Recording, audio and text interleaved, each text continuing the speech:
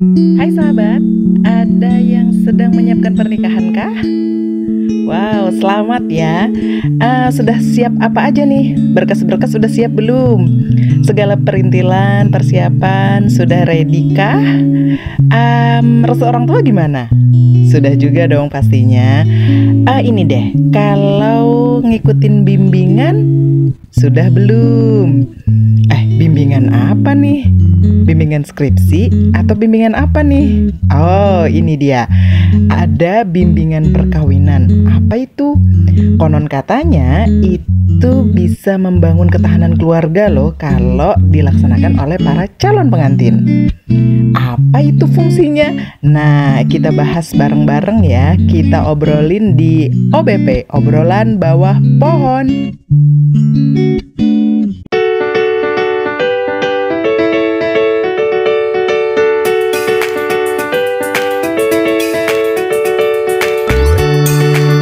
Jangan lupa like, comment, share, and subscribe. Assalamualaikum warahmatullahi wabarakatuh. Waalaikumsalam warahmatullahi wabarakatuh. Halo sahabat OBP, balik lagi sama kami berdua di OBP, obrolan bawah pohon. Ya, kalau sudah ada kami berdua dan sudah ada obrolan bawah pohon, artinya kita akan ngobrolin sesuatu. Dan sesuatunya itu ada keterkaitan sama video-video kita yang sebelumnya. Ya, masih tentang rumah tangga. Ada kaitannya lah, tapi ini kaitannya dengan sebelum pernikahan. Nah, itu dia. Apa itu? Perjanjian pernikahan. Wah. Apakah itu? Nanti dengerin sampai akhir ya. BTW terima kasih sahabat OBP semuanya yang senantiasa mau muter video kami dan juga mau gabung, mau ikut subscribe dan juga mau mendoakan kami supaya istiqomah konten. Amin. Mudah-mudahan dari sedikitnya kami ini bisa membawa manfaat juga bagi sahabat OBP semuanya. Sedikit atau banyak itu sahabat yang tahu. Tapi sedikit atau banyak semoga dicatat Allah dalam kebaikan. Banyak sekali quotes pagi ini saudara-saudara. Ya, dan ya mudah-mudahan OBP senantiasa istiqomah tadi ya, bikin konten-konten ngobrol ya luar biasa begini aja, tapi syarat dengan muatan Islam di dalamnya. Dan tadi pranikah, flashback dulu mungkin sahabat ya, yang dulu pernah menikah, waktu sebelum menikah itu pas daftar di KUA itu ada bimbingan nikah. Iya, kita datang dulu, kemudian berhadapan dengan bapak-bapak dari KUA, kemudian ditatar lah bahasanya gitu. Gimana, siap menikah dan segala macamnya gitu.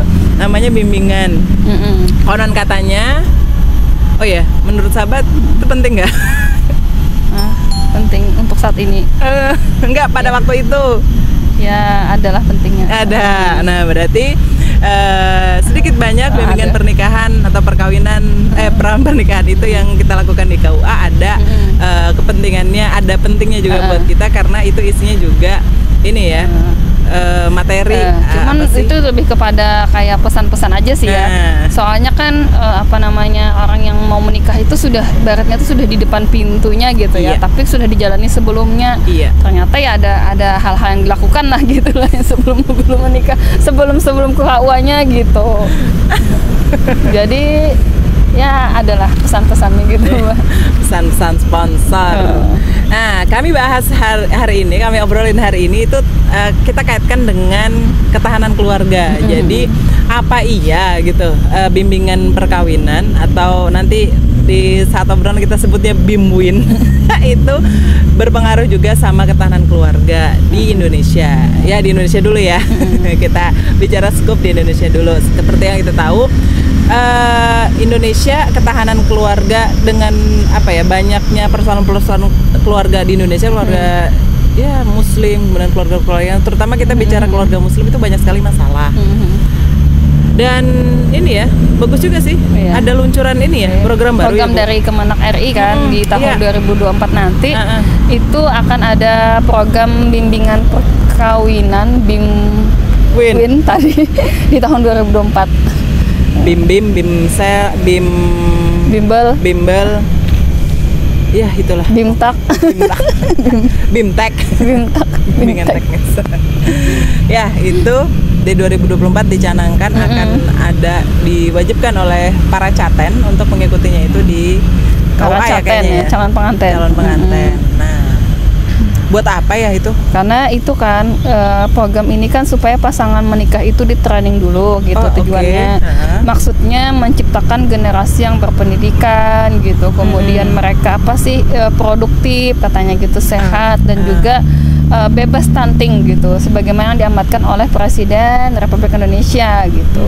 Jadi di BIMWIN itu ada pengentasan stunting melalui BIMWIN. Nah, jadi ketahanan keluarga dengan BIMWIN-nya ada lagi pesan-pesannya untuk stunting. Jadi program di dalam program.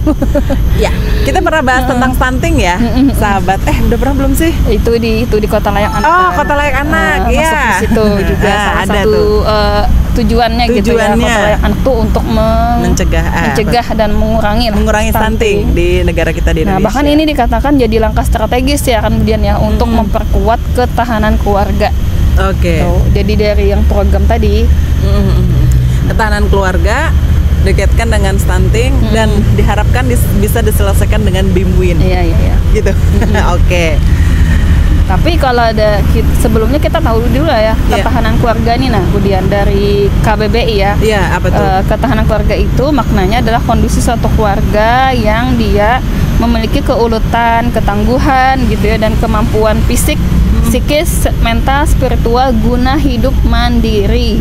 Nah, serta mengembangkan diri dan keluarganya untuk hidup harmonis lahir dan batin gitu. Dengan kata lain ya, ketahanan keluarga itu adalah kemampuan menghadapi dan mengelola masalah dan situasi sulit ya, agar mampu fungsi keluarga ini tetap berjalan harmonis untuk meraih kesejahteraan lahir dan kebahagiaan batin. Itu kan menurut KBBI ya. Ketahanan keluarga itu. Iya. Tapi faktanya gitu ya, persoalan ketahanan keluarga ini kan tidak hanya kaitannya dengan stunting ya kemudian ya. Tidak hanya karena memang kalau berat stunting itu kan kayak kayak gizi kan kemudian ya. Ketahanan gizi, pemenuhan gizi, atau otomatis kan kita beli makanan gitu, walaupun katanya yang sehat itu nggak mahal-mahal juga kok gitu. Iya nggak sih? Yang sehat nggak mahal-mahal juga. Tapi sekarang memang semuanya mahal ya. Jadi kaitannya tuh ke ekonomi ya, ke ekonomi, ke pendapatan keluarga gitu.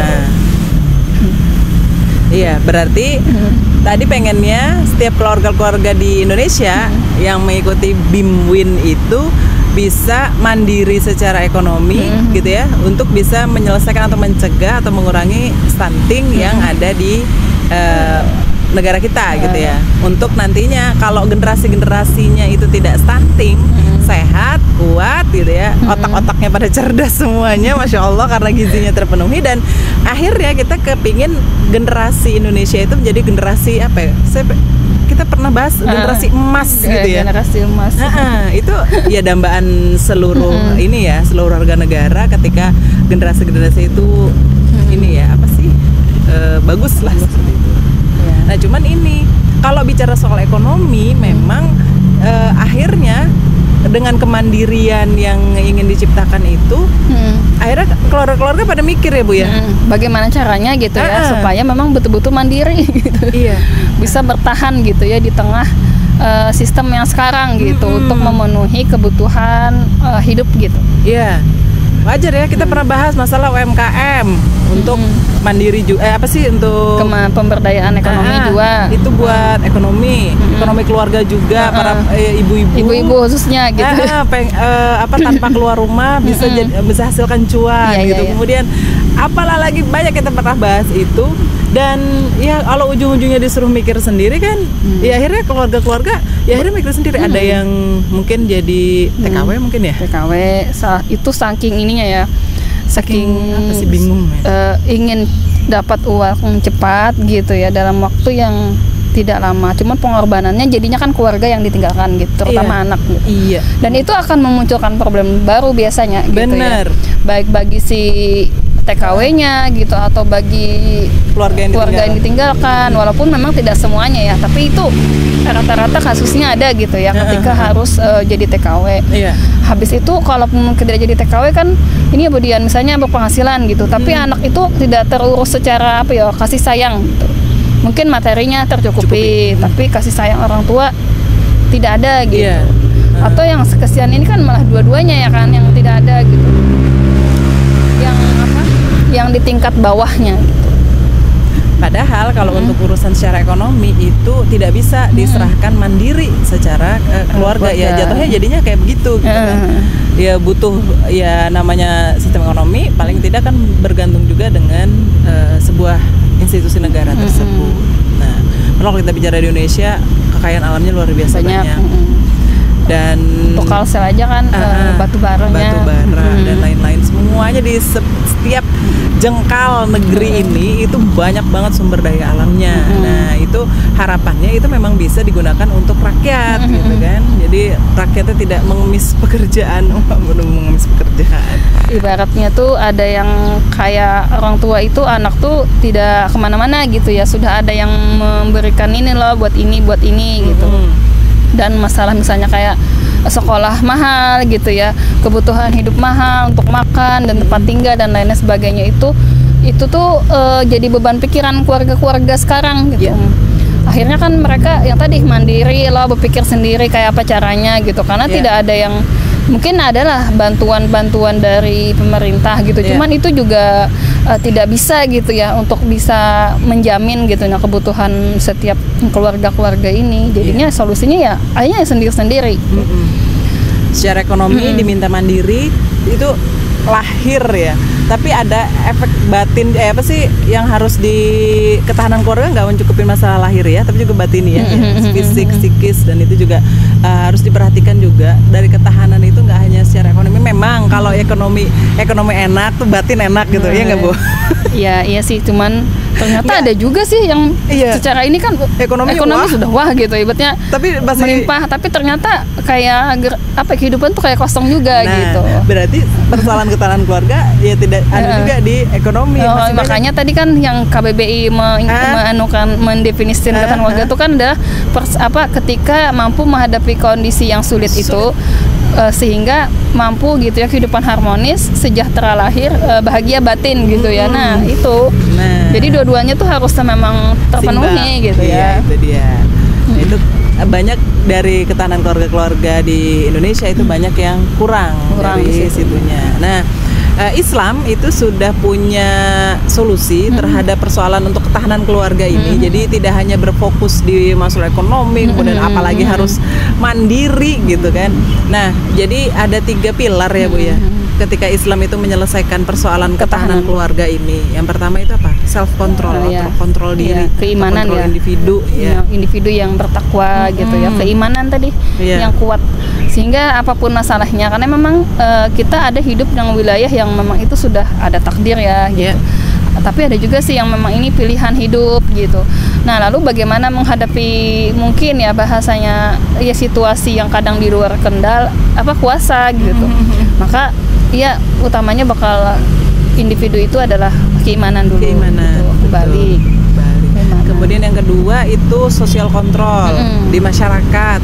Ya, kita sering juga bahas ini, bahwa pentingnya kita peduli, aware dengan kondisi sekitar masyarakat itu juga penting gitu ya, melihat apa yang terjadi di sekitar, peduli terhadap sekitar, tetangga gitu ya, masyarakat gitu. Jadi nggak acuh gitu, itu kan lain urusanku gitu misalnya, atau apa ya, setidaknya walaupun mungkin ya kita tidak bisa membantu secara keseluruhan ya, tapi kan bisa jadi kita kan ke yang lain gitu, kita saling mengingatkan gitu. Iya. Dan hari ini itu sudah kebayang, gak usah sok mengingatkan. Waduh, kalau udah begitu oke, terima kasih. Gimana juga. Nah, yang ketiga ini the last but not least, itu urusan yang apa ya? Paling penting gitu lah. Ibaratnya tuh sosok orang tua yang dibutuhkan anak gitu ya, mengayomi gitu, menjaga dan merawat. Tapi ternyata orang tuanya, silahkan saya serahkan kepada Anda. Kayak anak-anak hebat tuh. Wow. Jadi kita selama ini anak-anak hebat. negara yang mau menerapkan aturan-aturan yang paripurna, yaitu aturan Islam gitu kan. Itu karena cari aja solusi-solusi lain itu nggak ada selain solusi Islam. Yang memberikan solusi itu tidak hanya satu sisi ya kan Budian, karena masalahnya mungkin bukan cuma satu sisi, ada sisi kehidupan yang lain gitu, yang bisa membingkai ketahanan keluarga itu jadi kuat gitu, jadi utuh gitu. Karena ya tadi kita masalah-masalah ini nih banyak gitu, masalah ekonomi gitu, masalah pergaulan, sosial tadi ya, ada KDRT, ada perselingkuhan dan lain sebagainya gitu ya. Yang itu tidak butuh solusi cuman hanya ekonomi. Tapi ekonominya aja nggak tuntas gitu ya, memberikan penyelesaian. Nah, sedangkan dalam Islam itu, makanya tadi kita singgung bahas juga masalah SDA gitulah. Karena kalau dibilang terus uang siapa dong? Ya uang, bukan uang ya, tapi harta kekayaan yang sudah Allah berikan di alam ini gitu ya, untuk umat gitu. Untuk kita, bukan untuk segelintir orang. Nah, kalau sudah kayak gitu kan tadi ya, gap antara si kaya dan si miskin itu kelihatan sekali. Nanti mudah-mudahan kita bisa bahas yang lain-lainnya juga di video kami. Tonton terus video kami, jangan sampai skip. Sambil cuci piring juga nggak apa-apa kok. Gak usah nonton ini, yang penting ininya, audionya diputar supaya bisa nambah sakofa. Oke, kita berharap dengan adanya program apapun dari pemerintah dan juga kembali juga kepada diri kita sendiri, ada mengerti tentang 3 pilar untuk menyelesaikan ketahanan keluarga ini bisa diterima dengan baik oleh kita. Dan kita harapan kita juga sama-sama keluarga-keluarga di Indonesia, khususnya keluarga muslim itu semakin kuat dan semakin kokoh. Jangan lupa belajar Islamnya diperbanyak, Masya Allah. Terima kasih sudah mendengarkan ocehan dari kami. Saya Dian Anjarwati, Sliati, undur diri dulu. Terima kasih. Assalamualaikum warahmatullahi wabarakatuh. Waalaikumsalam.